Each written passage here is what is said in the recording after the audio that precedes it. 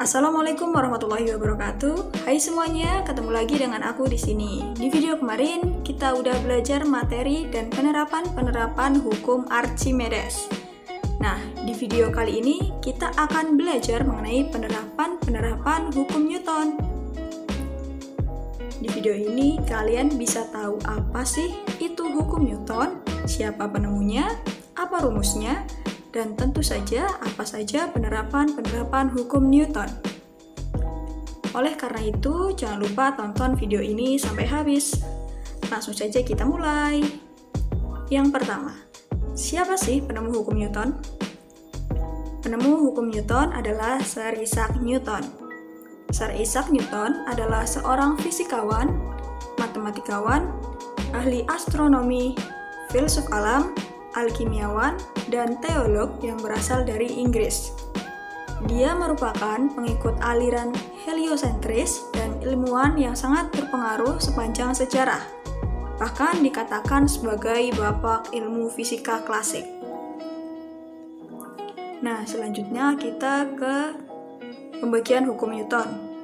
Di sini hukum Newton dibagi menjadi 3, yakni hukum 1 Newton, hukum 2 Newton, dan hukum 3 Newton. Langsung aja yang ke pertama adalah hukum Newton 1 atau hukum 1 Newton. Hukum 1 Newton berbunyi, suatu benda akan tetap bergerak lurus beraturan jika resultan gaya yang bekerja pada benda itu sama dengan 0. Rumusnya adalah delta F sama dengan 0.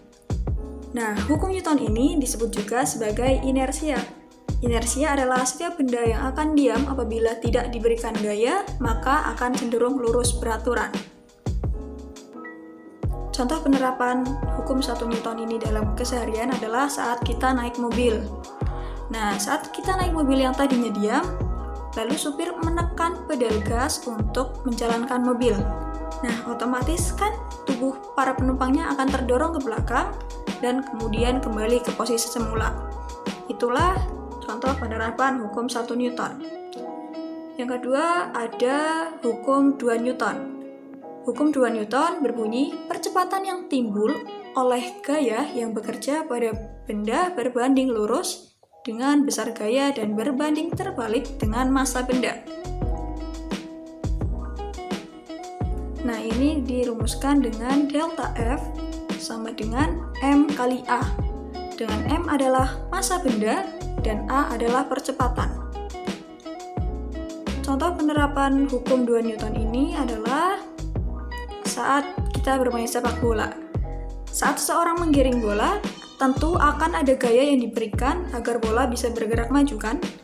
Akan tetapi ketika bola yang digiring kempes dan massanya lebih berat, tentu saja akan sulit untuk digiring dan lari, orang tersebut akan lambat saat menggunakan bola yang kempes.